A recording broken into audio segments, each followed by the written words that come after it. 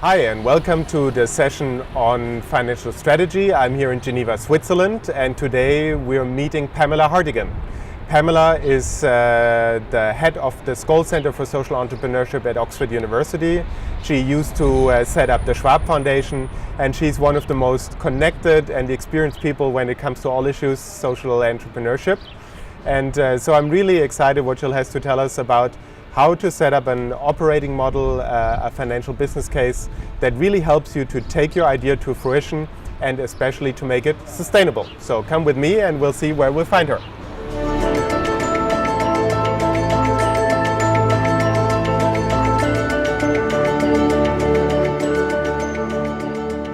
Pamela, thank you so much for taking the time to talk to us. You're one of the most influential people in the world of social entrepreneurship.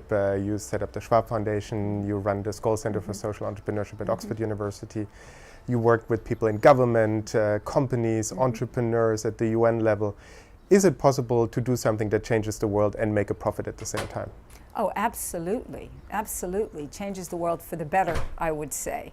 I think so. I think that we're certainly going that way, and as the world gets more complex and we find new ways of doing business, new models, etc., I think that this will become a much bigger possibility, and certainly with the advances that we're seeing and the different kinds of mindsets around impact investing, we're beginning to see change. It's slow, but it's there.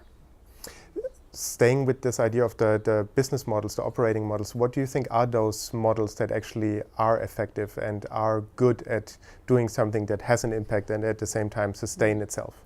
Well, you know, we often think that the only way that you can really grow a venture is if it's a for-profit model. I think that that's sort of been our bias. Obviously, you can mobilize different sources of capital.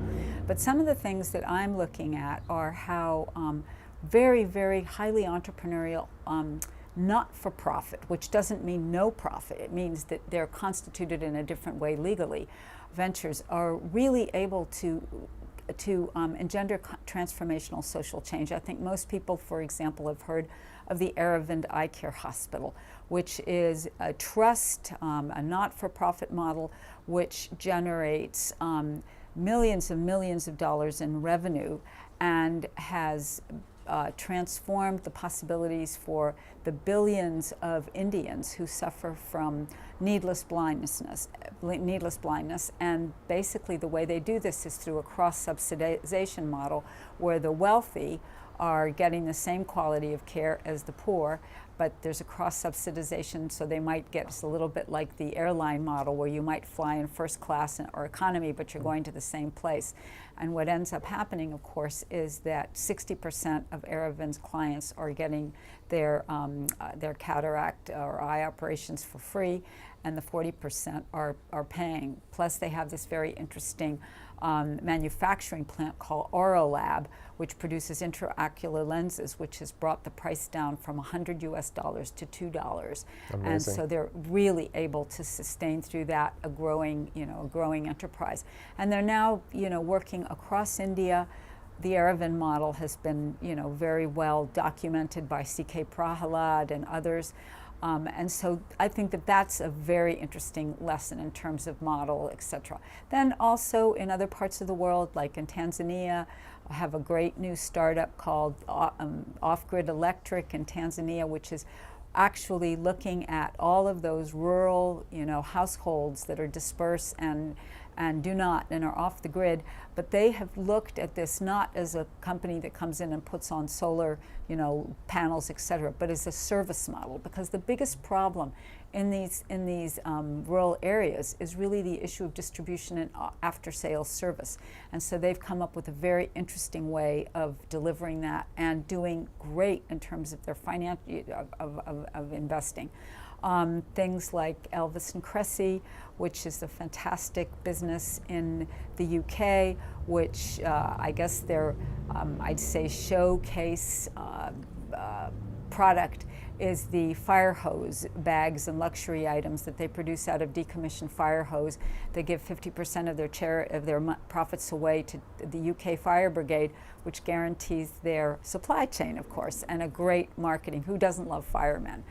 I don't think there are any fire women in the world, but firemen for sure.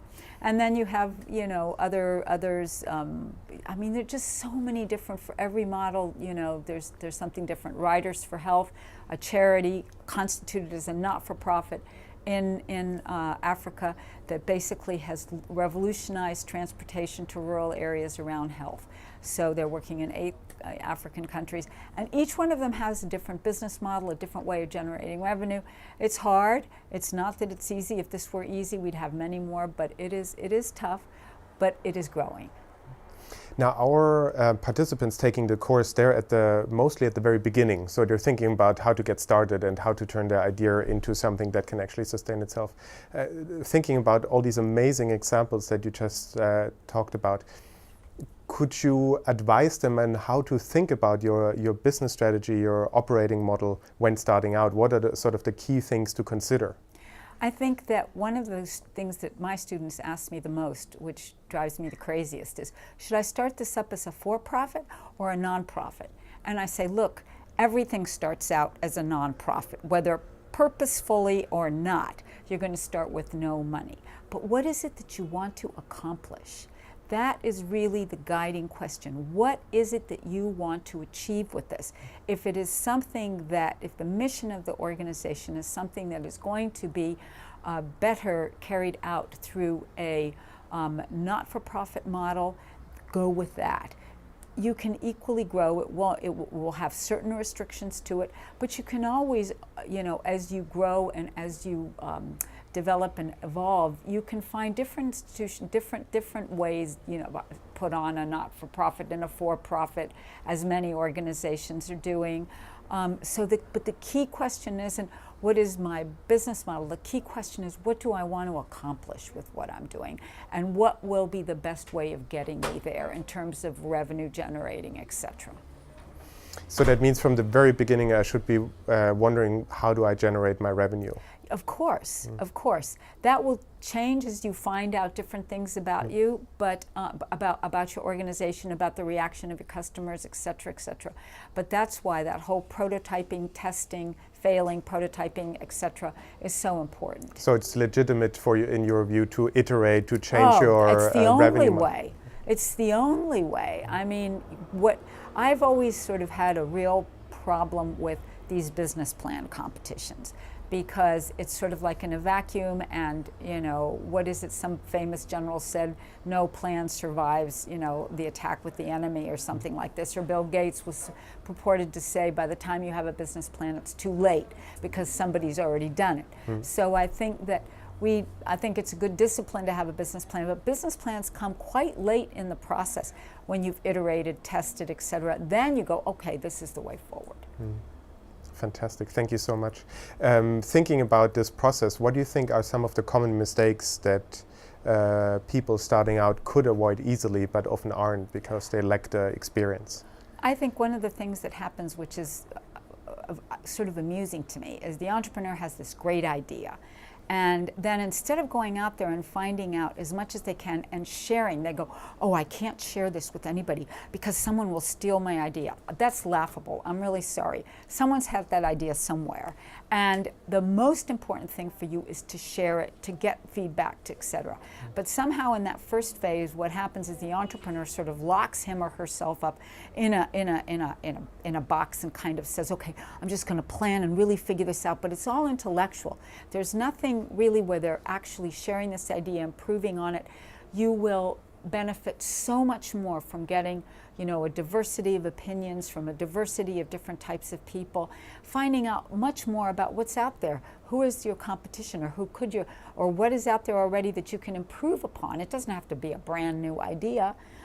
So I think the most common mistakes are one of falling in love with your idea so that you don't have the flexibility to actually change it as you find out more feedback. That's number one. Number two, sort of battening down the hatches so that you don't want to share it with anybody in case they might steal it.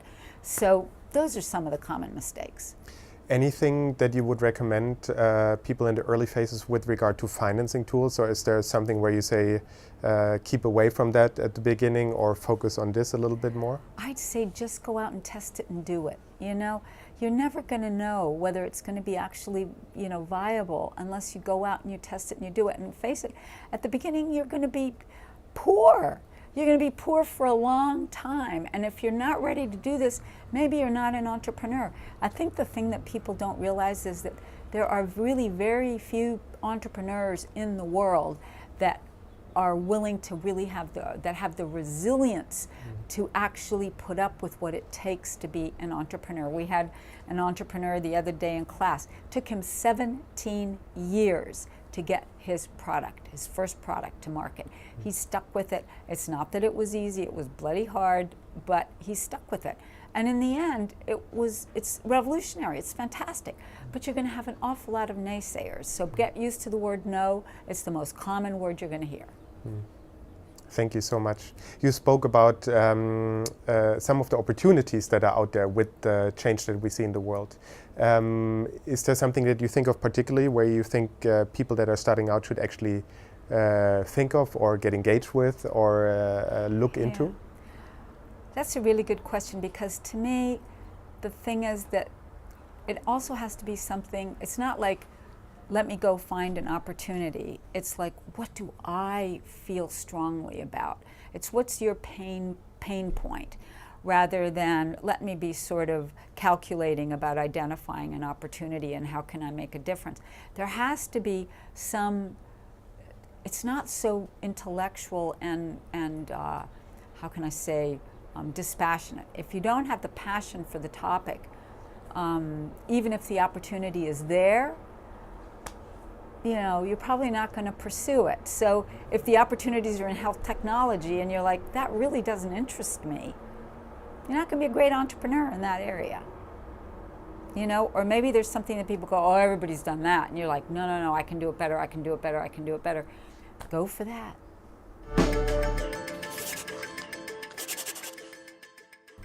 If there were a couple of things that I could recommend to those of you who are just starting out. Number one, expose yourself to opportunities that you often would not encounter. For example, don't always hang out with the same people. Break your networks.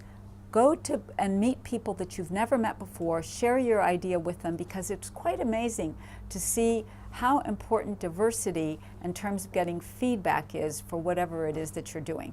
So many times we hang out. It's nice to hang out with the same people, with our friends. I'm not saying, give up your friends and family and go, hang out.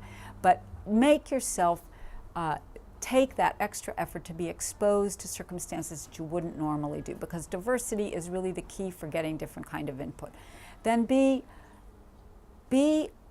married to the strategy that you want to pursue, but not to the way you want to pursue it.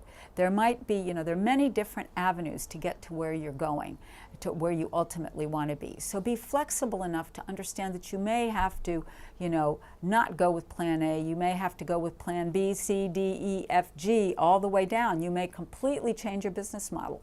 So be flexible enough to be open to that kind of feedback so that you do continue to perfect and iterate your idea. And also, you have to balance being patient with being impatient. We are all incredibly impatient. We want things to be done yesterday. But we realize that it takes an awfully long time to develop, what the entire way that you're going to operate. And you'll continue to iterate. You'll continue to change. You will continue to be innovative even within a model that seems to be working. So don't do what most big, huge companies do, which is to be so married to the way they've done business for 100 years that some new upstart comes and completely challenges them because they just got too cushy.